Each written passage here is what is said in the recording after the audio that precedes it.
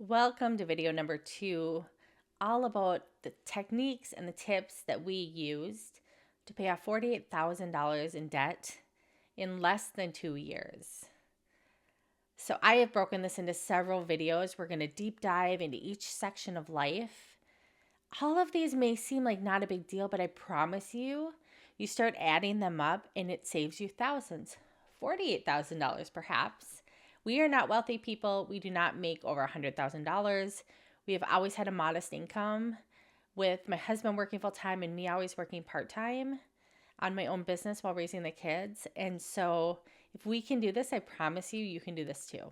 Today, we're going to talk about daily necessities and DIY items. So I have my list here in front of me. I'm going to kind of keep checking back. So the first one was we went minimalist on our tech. What this looked like was we switched from the name brand phone plans to the cheaper plans. I first started with Virgin Mobile years ago, and since it's been bought out by Boost, I've never had a problem, and it's worked wonderfully, and I pay $250 a year for unlimited text and phone calling, and I think it's 20 gigs a month of data. My husband and now my son use Tello, Tello, and they have plans starting at $4. I think my husband and him together are at $30 a month now, but for many years, my husband alone was at $12, and it worked fine other than sometimes he talked too much, so we just kind of went up to the $18 level now. Both of these, we were able to use our iPhones. My husband just went back to I think it's a Google Pixel maybe phone, I'm not sure. We just buy unlocked phones. We don't buy from the phone company. We don't worry about all the promos they're going to give us by locking us into a deal. We like to have things where we're not locked in. And that keeps us more affordable and keeps saving money in our phone department. The next thing is when our son was little, we cloth diapered him. Now that may seem archaic or completely out of your mindset, but what I did was I found a deal where I bought the entire bundle for under $1,000. I think it was about $600 then, of cloth diapers with inserts that come in and out, a diaper bag that was like waterproof from the inside. I was able, when he did have to go to daycare for a couple days a week when I owned my art studio, I was able to send that with him, and the daycare provider could just curl up his diapers and toss them in the bag. And then I could come home and just literally open them up. Sometimes I'd have to rinse it out if it was gross. But for the most part, I could simply just toss them in the wash. And you can use certain laundry detergent or the detergent you have. There's a whole thing about them. And then every once in a while, I'd have to do something called stripping them that would really, you'd kind of give it an extra boost to really get them down to like fully clean again. It sounds gross, but I swear to you, it was not that big of a deal. I was already home with him for the most part. It made things so easy, and we saved thousands of dollars. And in fact, I even made reusable wipes at the time since I was doing cloth already. Then I would just toss them in together and just wash them. So I used baby blankets and I cut them down into wipe size. And then we still had a thing of wipes if we ever just needed something, or if something was so gross that we're like, we're not washing that. We're just whatever. But it was my best hack for raising a baby. I swear. I loved it. And he was so cute with his little diaper on. All right. Fine dining. We learned to batch cook, we would cook this bulk recipe where we'd make a couple hundred burritos at a time. And we called them garbage burritos. I'll share the link to the recipe here. And what it was we'd buy uncooked tortillas from Costco. And then we would make a big batch of rice. I'd have a big can of tomatoes. We'd add in seasoning. I'd cook up a bunch of chicken. What else? And I'd sometimes do this over a few days because I didn't want to have to deal with all at once, or I didn't have that many pots, or, whatever the situation was. I'd add spinach in, seasoning, whatever we had. Sometimes I'd add corn in. Sometimes I'd add in, if we didn't have chicken, but we had some other meat that would be good in tacos, we'd do that. And they called them garbage burritos. Beans, I'd always add beans, kind of great filler. And it allowed my husband, he did this for years, to eat lunch for I swear, like almost pennies. It was so cheap. And we could do these hundreds of these burritos, and he would eat for less than a dollar a day. For sure, it was less than a dollar a day. And he'd get full. He could have 3 of them at a time. Sometimes he'd put cheese on it to make it more fun, or sour cream, or whatever. And they would always be a little different every time we made them based on what we had available to us. So that was a hack that we did. We just got really creative. I'd make spaghetti, and then we would have reheated spaghetti later with some extra cheese added in. Buy bulk meatballs, and we just have a little less meatballs than we normally would have. So everywhere I could, I'd try to shave off a little bit on the cost. The other hack that I will say that saved us so much in food is lentils. If you can learn to add lentils into your cooking, anytime you make hamburger for something, add some lentils in. They'll puff up, they'll blend in, your family gets used to it, and it's good source of fiber, it's healthy, and it fills for pennies a pound instead of the cost of meat. And so that was a big hack that we used, and it saved us a ton, especially when you add it up now over the decade plus. That's a lot of money saved. We also, within the dining limits, we didn't go out to eat for many, many months. If we did, it was like something very, very inexpensive, or we would go out and share a meal. Now, that may sound very unglamorous. It may not fit you at all, but the act of doing that, we were so motivated to get out of debt that we didn't mind. And when we would save up, like we'd put a little money away, $20 or $30 a month for going out to eat. But sometimes we wouldn't use that, and we'd save it up for when our family was going to do a get together at a restaurant or something. Then we knew we could show up and have that money for that event without it blowing our budget. So that was a big deal to us. We just cooked from home and had a small amount that sometimes we could go and splurge on and really enjoy those times. But even some of those times we'd come home and was like, that still wasn't worth the amount of money that costs. It's always great when you can have a really great dining experience, but sometimes it's not worth the money, especially when you're paying interest on all your other debt. So put that money towards your debt, save going out to eat till you can afford it more, or just be really wise. Go support these restaurants, but go during lunch.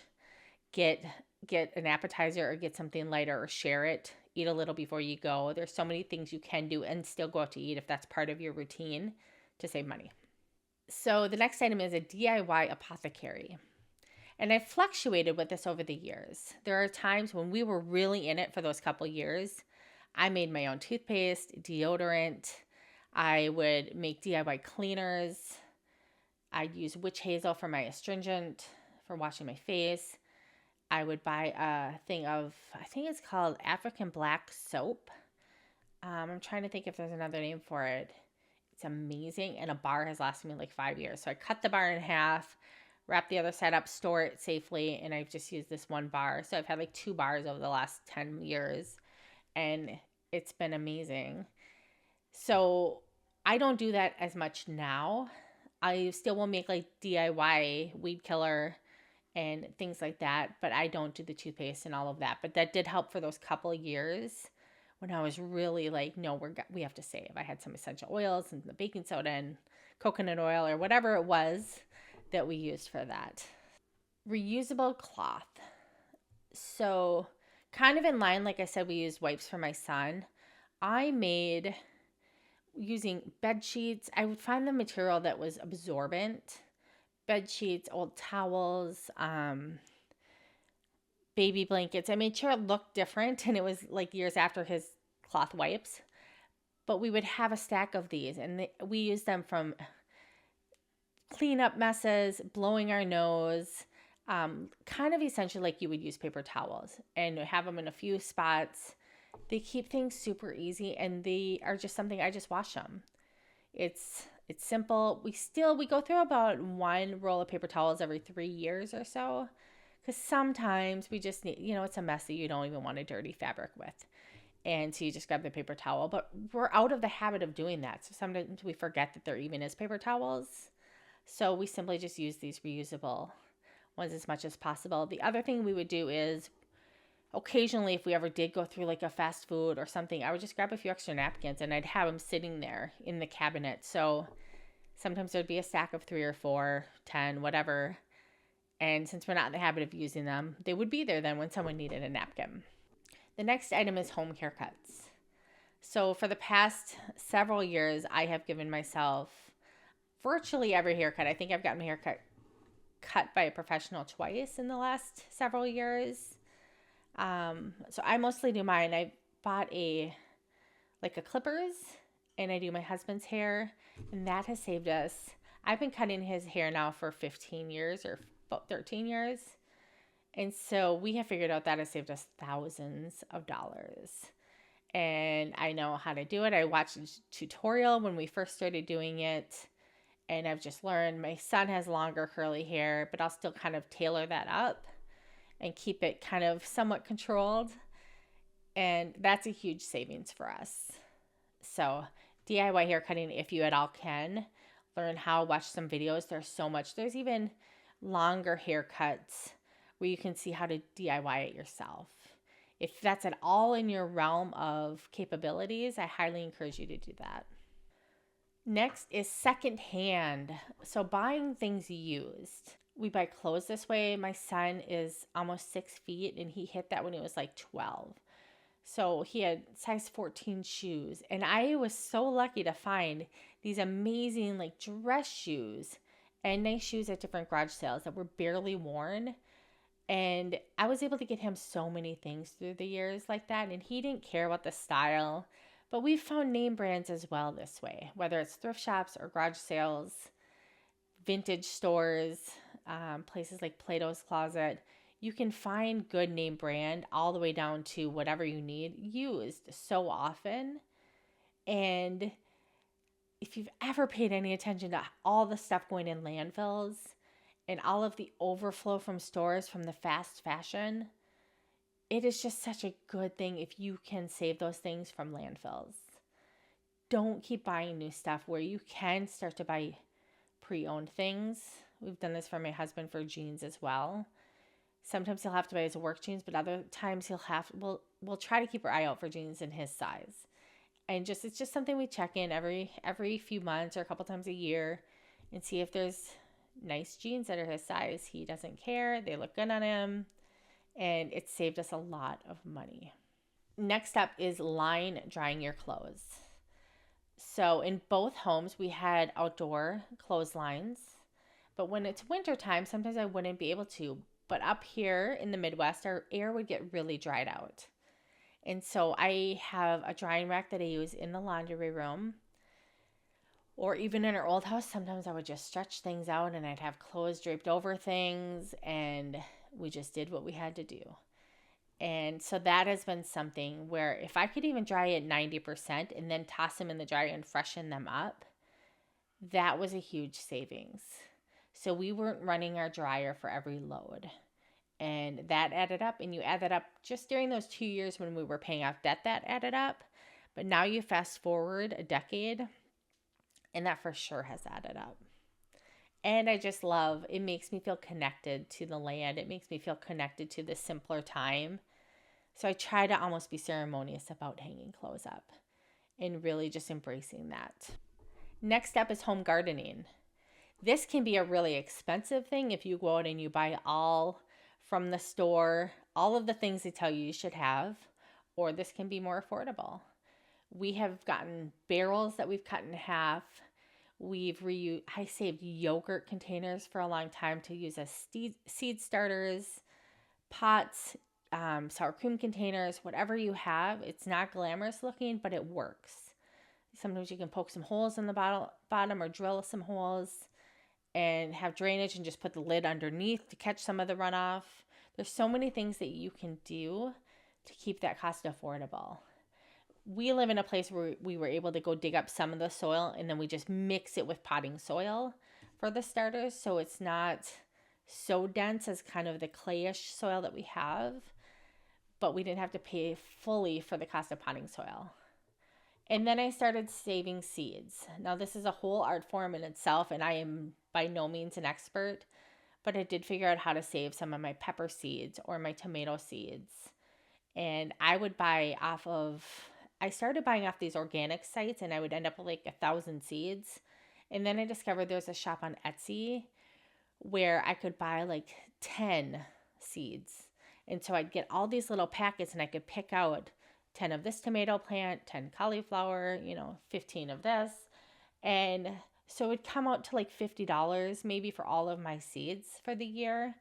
And then I would try to save some of the seeds off of the produce I grew and use them for next. So you have to be a little organized, keeping your seeds in a certain place and knowing what you have. But then if you can save them and learn the proper way, and there's videos all over about how to do that, you can save them and use them again the next year. And so eventually, if you were really serious about it, you can almost have this like self-propagating garden that would just keep going year after year. So eventually, if you were really serious about it, you could have the self-sustaining garden that you'd have year after year. You can also find gardening pots and supplies and things if you keep your eye out at garage sales or at thrift shops. The last item on this list is for us when we had a blank slate with this yard. I tried to find friends who had hostas or sedum. We found raspberry bushes on our property and we started splitting those. I would ask friends, okay, you have hostas or lily of the valley, whatever it was, for depending on the area and how spread out it was going to become. I would ask if I could take and split their hostas. And so that was free. You go and you take a shovel and you split them down the middle and eventually they'll fill right back in and you can have these free plants. And it's such a great way because then fast forward a few years and you can split them again.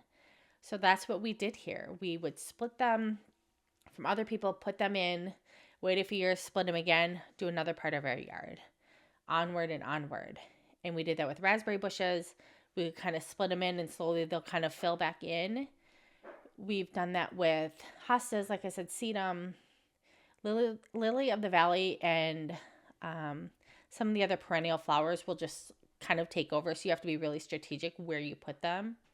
So if someone offers you free, just double check if it's going to serve the purpose that you want. But I swear to you, this is like the fact that you could have something for free and literally have it keep growing in your yard is, to me, amazing. And then be really like minimal with your annuals that you get since you have to buy those every year. I like those for a few pots around the, under the windows and a few areas, but there are some things also that grow even easier, like mint, or I use basil or kale as in some of my pots, and then they're edible and they grow really good. Chard, there's all kinds of colors of chard.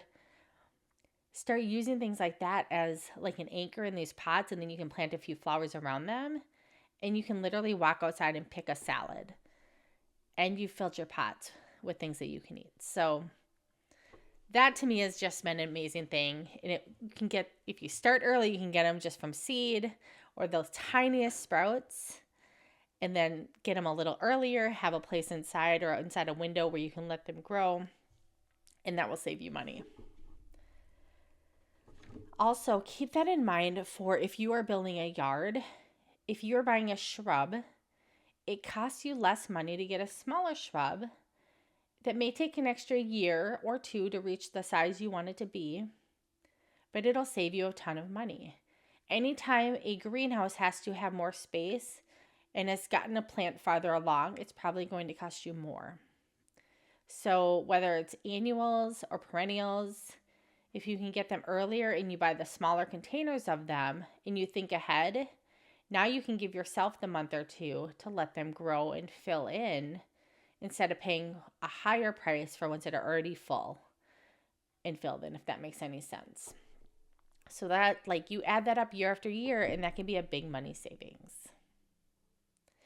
So those are my DIY tips, how we have saved money while still having a really beautiful yard and home and paying off a massive amount of debt. And then later using that to stay out of debt by being really smart with our money even after we paid off our debt. It's allowed us to continue to save towards our goal. So next week I'm going to talk about, or in the next video, I'm going to talk about things I've done just from a business perspective or creative mindset perspective that were money saving. They helped us keep our budget in check while still running an art business and being an entrepreneur, and how I've done all that while being mindful of my debt.